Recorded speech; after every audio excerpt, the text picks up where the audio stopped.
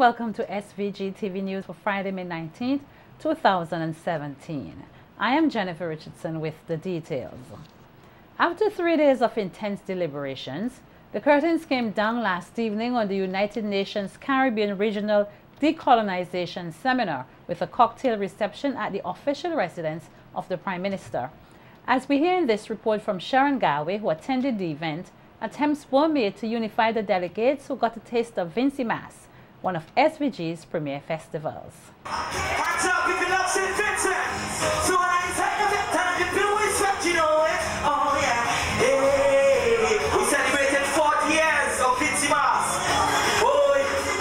The atmosphere at the Prime Minister's residence was more than cordial, as the delegates from around the world who participated in the 3-day United Nations Caribbean Decolonization Seminar seemed to have enjoyed themselves at the cocktail reception. Acting Chair Stanislav Alexev commended SVG on hosting the conference. Dr. Gonzalez, we are very grateful for the insightful remarks at the opening ceremony of our seminar, which was, it did set the tone for our conversation. I would like to thank the government of this wonderful country for the dedication and professionalism that helped us a lot to move forward, and the people of this country who were tremendous hosts to us. The delegates sipped drinks and ate hors d'oeuvres and were seemingly impressed by the musical entertainment of Rodney Small and Hans John after 3 days of intense discussions and even claims of heated arguments that erupted in a scuffle on the final day between two representatives.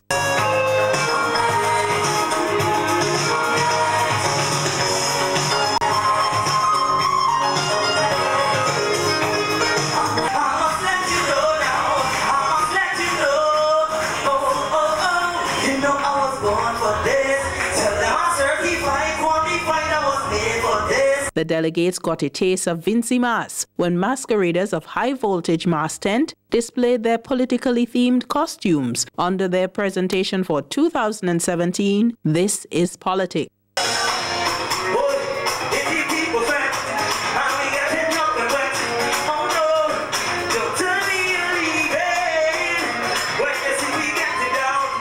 Even Prime Minister Dr. Ralph Gonsalves couldn't resist showing his dance moves.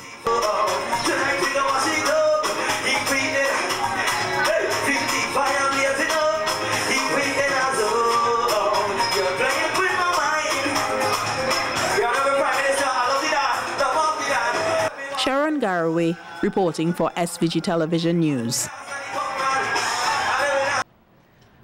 Although the mood at the cocktail reception was a cheerful one, political affairs were on the mind of the delegates who attended the UN seminar on decolonization, in particular the ongoing situation in Venezuela.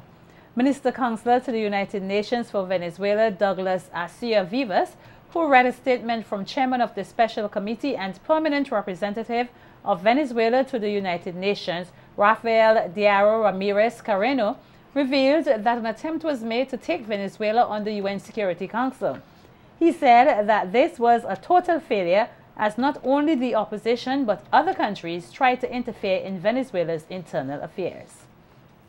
I had to be absent in some of the meetings of the seminar because I had to return to the United Nations headquarters in New York to confront a very regrettable attempt by some countries to interfere in the internal affairs of my country, the Bolivarian Republic of Venezuela, and to use the organs of the United Nations for their interventionist agenda. I am very pleased to inform you that this immoral initiative was a total failure, and that Venezuela and all countries that respect international law claim victory, because true multilateralism was followed, and this demonstrates once again that no country is entitled to use multilateral spaces to forcibly address the bilateral differences that may have with another nation. This is a lesson that always be taken into account. Emphasizing his position not to interfere in the internal affairs of another was this country's Prime Minister, Dr. Ralph Gonsalves, who said efforts to undermine governments must never be tolerated. Except to say at the present moment, there are some powerful countries, the world in the hemisphere, which are seeking to undermine, to subvert the fundamental principle of non-interference in the internal affairs of a country.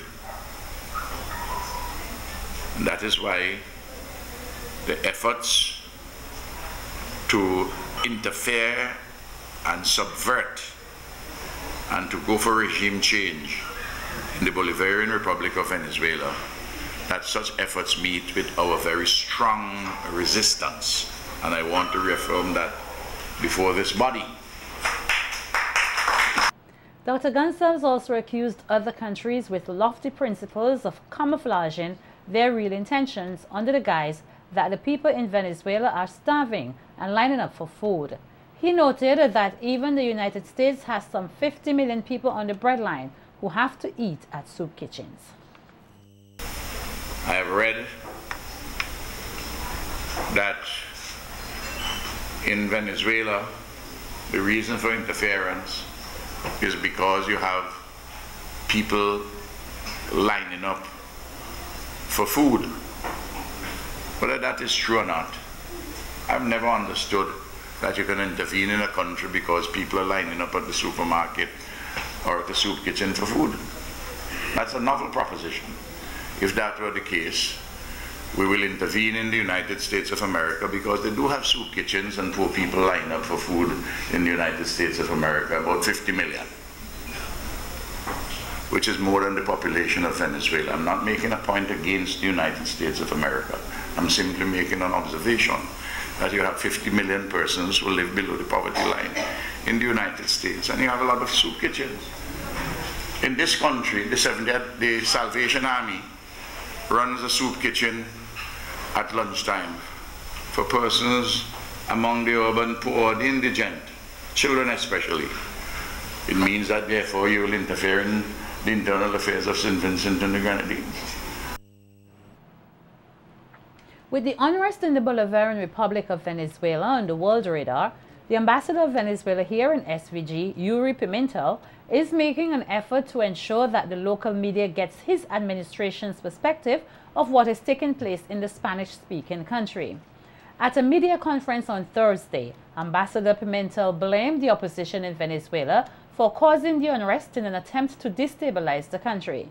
He noted that this plot to fracture the government began since April 2001, when the late President Hugo Chavez made laws to regain control of the oil-rich nation. Ambassador Pimentel also accused the United States and the Catholic Church of being involved in the attempt to destabilize the country. As you know, Venezuela is a big oil producer in the world, and in 2001, President Chavez approved some laws to regain control of the oil production. And that's when the plot started, and it ended with a coup d'etat that failed in, as I said, in 2002, in April 2002. At that moment, who was behind that coup? Lots of people in the opposition. They still lead the opposition till today. The United States, with the government, George W. Bush was involved in the coup. Also other countries as Spain. And the Catholic Church, especially the high ranks in the Catholic Church were involved. They all signed the manifest of the coup, approving the coup. The Venezuelan ambassador also noted that just over 40 persons have died and some 900 injured so far, but said most of the fatalities are not associated with the actual protest. He said that it is unfortunate that opposition is using the body count of unassociated deaths as a means of giving the impression that there is violence against the protesters. To date, 43 people have died in the national territory of Venezuela, in addition to around 900 injured people. So we have a situation of violence, but internationally, if you see, it looks like it's the Venezuelan government that it's in a repression wave against the opposition and against peaceful demonstration of the opposition. We are going to show some pictures and some videos that you are going to see that this is not really true. But the opposition internationally, when they speak about its victims. But it's just a number for them, you know. They want lots of dead. people so they can show this number internationally and lie to the international media, international organizations and governments, so they can say they are a victim of repression. The world of technology continues to evolve, and so too must the regulations governing it. So says Deborah Bowings, the General Counsel at the Eastern Caribbean Telecommunications Authority, ECTEL, as she gave a presentation on what could be expected through the implementation of the Electronic Communications Bill at a session held at the Grenadine House yesterday. Bowings stated that currently, ECTEL is governed by the Telecommunications Act, which was introduced at a time when telex and telephone were the main technology used, and noted that since then, electronic communication devices have taken over, and as such, the laws must be able to evolve with the change. Uses that anymore. It's actually an antique. So it's rather expensive now. Most people can't afford one. But right now we deal with the World Wide Web. So we also want our legislation to embrace what happens on the World Wide Web, which is electronic communications. We also have a deficiency in our legislation as far as mergers and acquisitions are concerned, in relation to competition law, in relation to consumer protection and number portability. We are currently trying to implement number portability to ensure that if you wish to change your provider, keep your number, you can do so. So we need the legislation to change from telecommunications and to reflect electronic communications. We don't know what's likely to come up next. So we need a broad name, a broader scope, so that we can deal with anything that turns up. Bowings said that the bill will present advantages to consumers, such as net neutrality, which allows greater access to broadband services. Bowings added that the bill will streamline the application process for service providers who wish to set up operations in different countries within the ECTEL jurisdiction. And when someone wants to apply to the ECTEL member states, those 5 islands, they needed to make 5 separate applications and send us the information for each island separately. We thought that, and a lot of the information comes to us 5 times if they want to roll out in each island. So we thought we could reduce that level of paperwork, ensure that everyone, if they are granted a license for St. Vincent, for example, and they want a license for any other jurisdiction within 3 years, they simply need to complete our basic form, the basic form which is available, and send the application to ECTEL without all the extra paperwork. If we need any extra paperwork, like we want to know if your financial position has changed or anything like that, or where your funds are coming from, we will ask for it. And so it makes it a little faster and easier than just telling us about documents which are as thick as this 5 times over. Speaking on the availability of broadband services, Bowings stated that companies such as Flow and Digicel own submarine cables which give access to the wider world, and added that the legislation would mandate that access to this infrastructure be provided wherever it is technically feasible. Just to have a chat about the submarine cable landing station regulations, we are making it mandatory. If you have a submarine cable and you've landed it, you must give access to that submarine cable. So everyone needs to get connectivity. You must give access. It's not optional. You must give access to bandwidth. You must provide backhaul services. You must also provide virtual or physical co-location. And you must publish a reference interconnection access offer. The only time this is not mandatory is if it's not technically feasible. But you must, there is an obligation on you to do it. Hundreds of grade 6 students across SVG sat the final component of the Caribbean Primary Exit Assessment today at 17 centers. SVG-TV News team caught up with some of the students in the Kingston area who expressed confidence in their success given their levels of preparation. I think the exam was very easy in language arts, but I think the maths was very difficult. Overall, you think you did well? Yes, please. Alright, what preparations you would have done going into the exam? Well, in some cases, trying to lessen the fact of watching TV and certain games and stuff like that, and try to take in more information in what the teachers say. It was easy, not hard, but the maths was a bit challenging.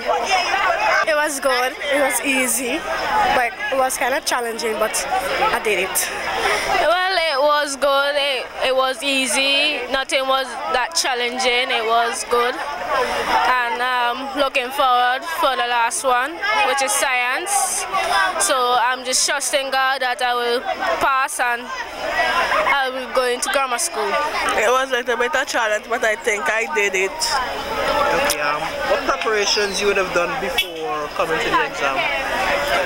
I studied hard and practiced lots of work.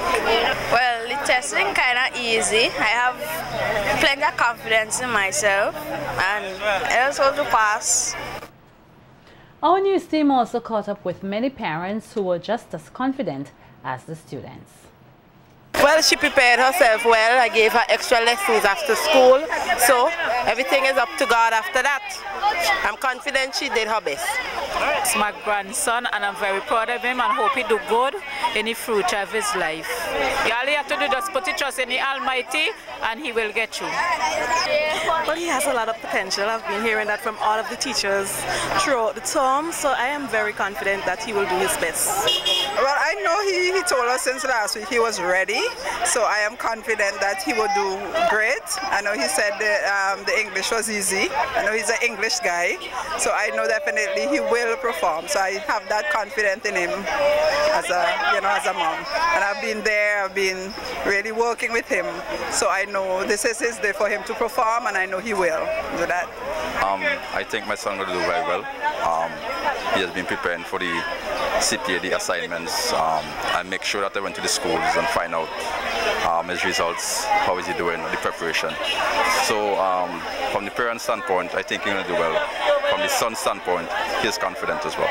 Yeah, she did a lot. I organized a lot of extra classes that I had to pay for her also. Yeah. So I think she did. Confidence. Yes, she did it. She was never a failure before, so basically I have confidence in her. The Ministry of Education has come in for high praise as it initiates activities to recognize the contribution of omnibus operators here. Speaking at the launch of the activities on Thursday, Sergeant Henry Providence of the RSVG Police Force said in relation to safety that they face many challenges and praised the efforts of the ministry to provide an impetus to omnibus operators to safeguard not only the nation's children who use their service, but the entire Vincentian traveling public. So that is why there's a need for the other stakeholders, there's a need for the students, the NUBA, Ministry of Education. That is why I will continue to emphasize the leading role that the Ministry of Education has undertaken. And we really want to commend them for their efforts this morning. And raise our hearts to them for the initiative that they have taken thus far. And as a roundup, I would like to see that this effort that we are undertaking here today is not just a one-time effort, but we would like to see it is being done probably yearly to reinforce in the minds of the omnibus operators and drivers the importance of what they are doing. And as time progresses, maybe we could see one of these days that somebody is awarded a prize for being outstanding, and this, in a sense, could encourage the other omnibus operators, the other omnibus drivers, the need for them to do well and to emulate their peers. Also speaking at the launching ceremony was Abdul Woodley, the National Omnibus Association's PRO, who encouraged all omnibus operators to participate in the activities and expressed elation that they are being recognized for their work. And I'm very happy. I'm very happy and for acknowledging us, the minibus operators, and actually bringing forth a day that you could say that this is the minibus operators day. I believe minibus operators should capitalize on this, sensitize themselves in what the public look up to them for, because we do a very vital job on a daily basis.